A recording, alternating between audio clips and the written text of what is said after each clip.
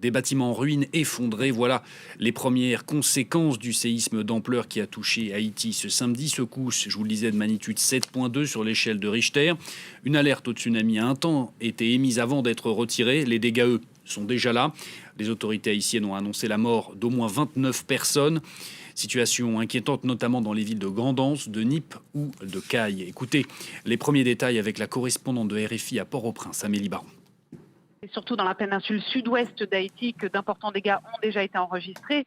À Port-au-Prince, nous avons senti très fort la secousse qui a graduellement gagné en intensité, même si l'épicentre est donc à plus de 200 km d'ici. Il était 8h30 du matin à l'heure d'Haïti. Le directeur de la protection civile haïtienne confirme qu'il y a des personnes décédées, mais le bilan est encore imprécis car la collecte des données est encore en cours.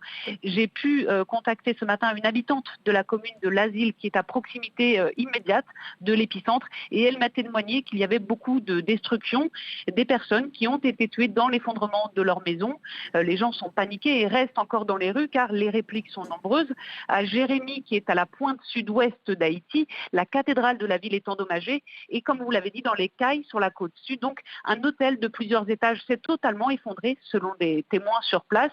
Alors cet événement fait évidemment remonter de très douloureux souvenirs du 12 janvier 2010 quand le séisme qui avait ravagé Port-au-Prince et plusieurs villes de province avait coûté la vie à plus de 200 000 personnes.